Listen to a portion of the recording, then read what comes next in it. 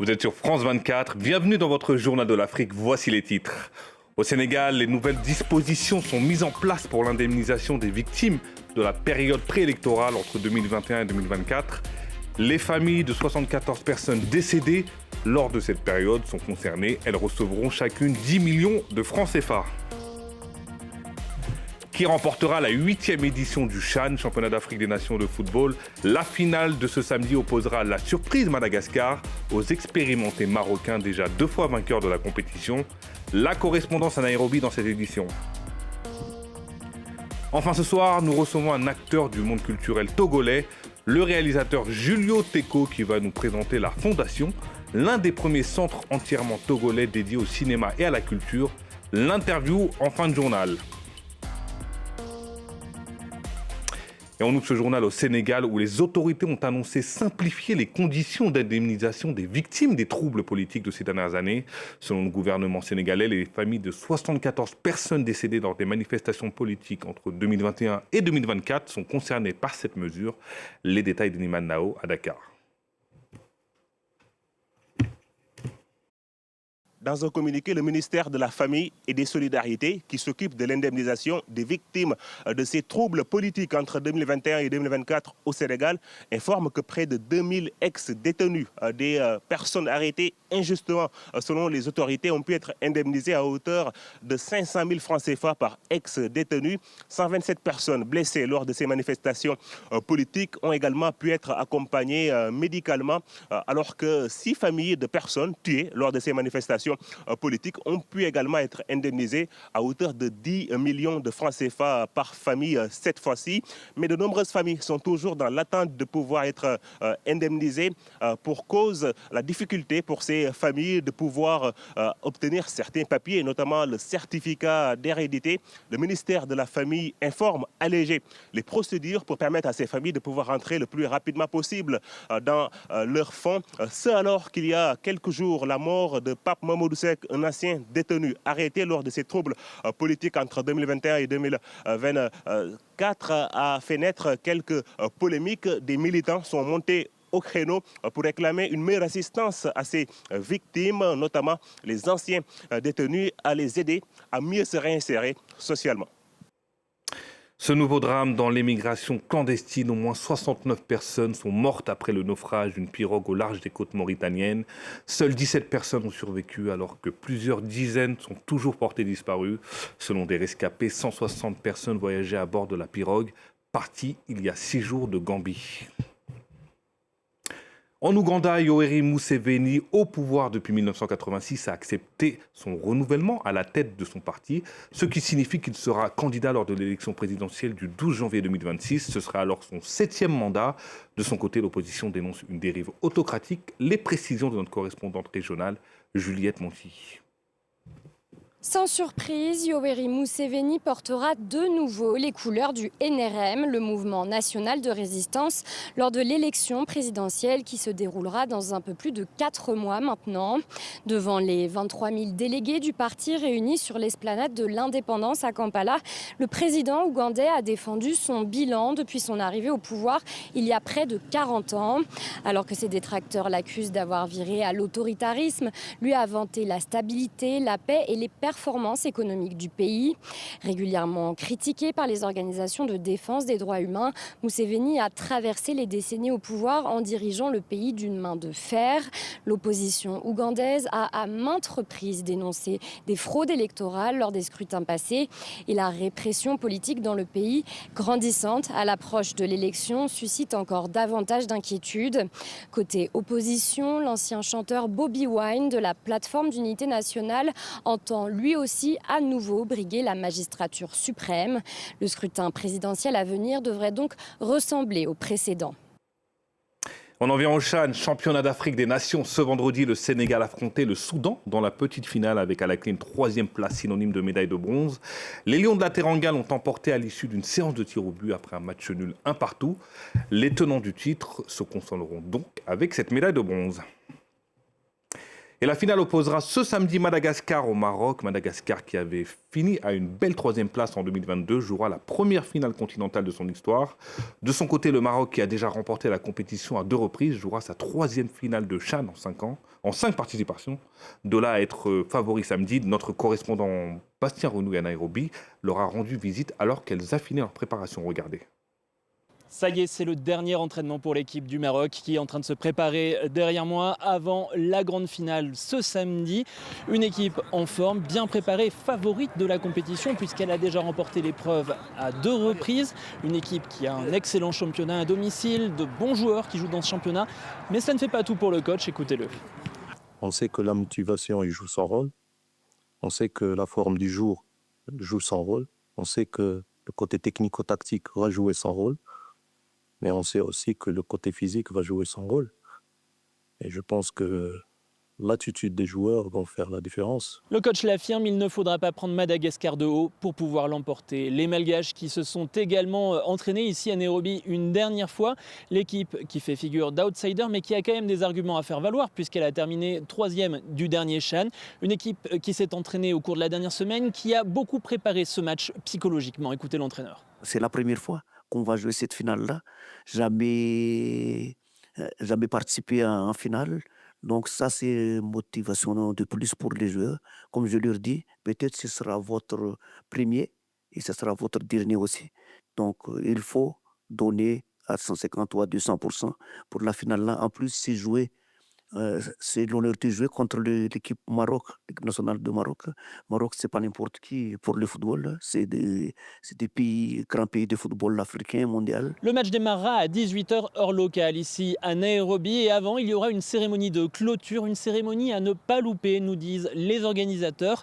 Plusieurs stars est-africaines des pays hôtes de la compétition effectueront un grand spectacle. Et puis, il devrait également y avoir un feu d'artifice. Notre invité du soir est un personnage bien connu du milieu culturel togolais. D'abord acteur dans la série Mi-temps, diffusée sur Canal+. Il enchaîne les rôles dans les séries Hospitalité et Oasis, la source du bonheur. Julio Teco, bonsoir. Bonsoir. Merci d'avoir accepté notre invitation dans le Journal de l'Afrique de France 24. Je le disais dans mon introduction, vous avez été acteur, puis réalisateur, et aujourd'hui vous lancez la Fondation, un espace culturel et cinématographique basé à Lomé, on va y revenir. Racontez-nous comment vous êtes tombé dans le cinéma. D'abord, j'ai démarré par le théâtre, et au détour d'un rendez-vous et d'un casting d'abord manqué, j'ai saisi une chance, une opportunité, et voilà. Pour moi, mon destin était là, et j'ai saisi cette chance-là, et du coup, en 2015, je rencontre Angela Keribou et Jean-Luc Rabatel, qui ont cru en moi et puis qui ont cru en ma vision, autant pour moi, et en mon rêve de faire du cinéma au Togo et d'en faire quelque chose d'assez exceptionnel. Et vous êtes actuellement à Bordeaux en France dans le cadre d'une série de spectacles de slam, Exact. une nouvelle corde à votre arc, et de performance avec le collectif Ta Mère la Mieux. Ouais. Le slam, c'est une autre facette de votre travail ? Totalement. Je suis d'abord et avant tout un amoureux de la scène.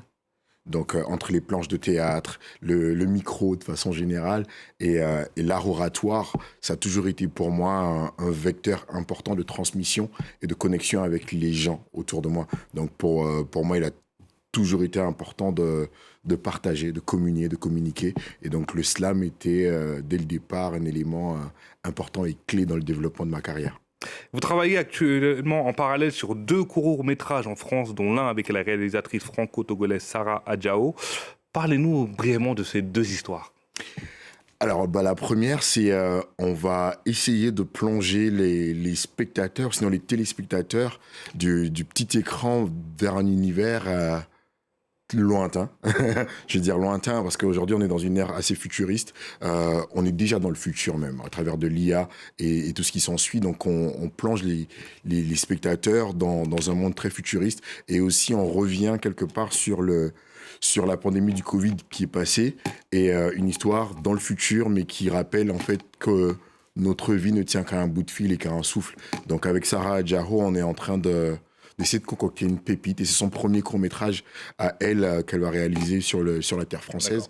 D'accord. Et auquel j'apporte effectivement ma petite pierre.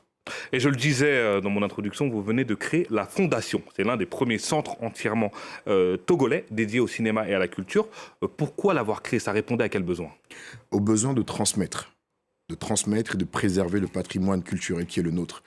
Pour paraphraser de grands auteurs et cinéastes africains, une fois qu'on maîtrise notre histoire, ça permet de définir effectivement la vision qu'on a de nous. Et pour moi, c'était très important parce que nous, on n'a pas eu la chance d'avoir des cadres de transmission. On a appris un peu sur le tas, on a appris sur le terrain, on a appris au gré des expériences. Et il était important pour nous de créer un cadre qui puisse permettre aux jeunes de découvrir, d'apprendre, et aussi à ceux qui sont déjà dans le milieu, de pouvoir transmettre et de créer une valeur sûre dans le développement cinématographique togolais et africain de façon générale. Et justement, la fondation sera accessible à tout le monde, il faudra un abonnement. Comment ça marche? Expliquez-nous.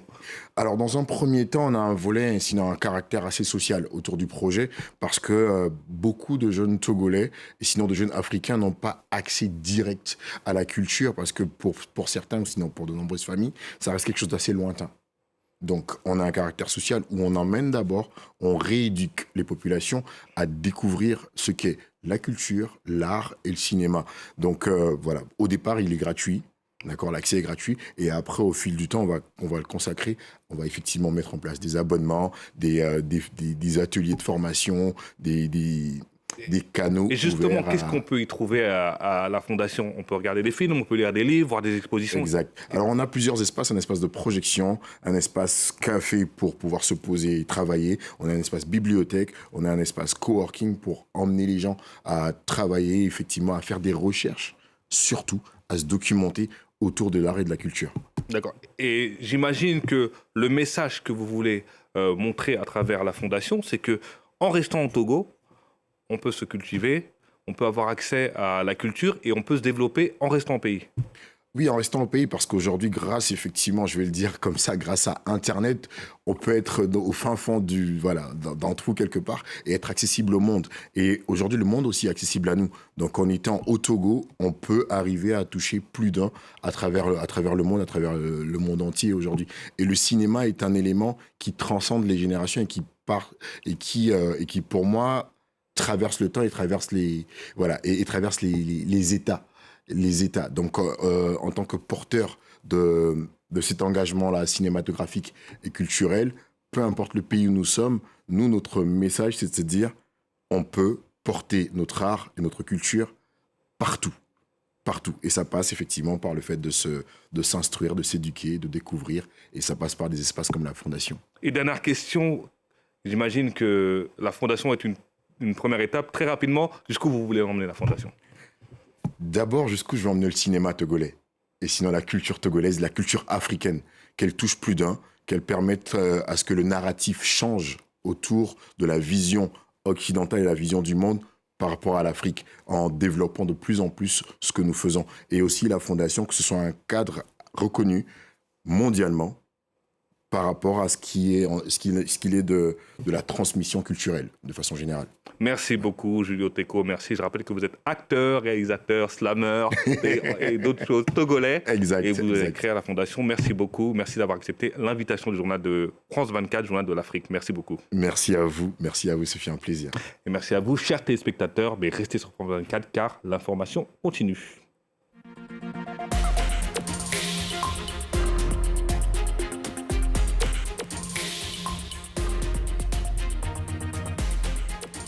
France 24, Public Sénat et LCP présentent Urgence écologique, guerre en Ukraine, décrochage économique, inquiétude des Européens. Au moment où les crises se multiplient, comment l'Union européenne entend relever ces défis? Chaque semaine dans Ici l'Europe, nous vous retrouvons au cœur des institutions européennes. Une émission à suivre sur France 24, LCP et Public Sénat.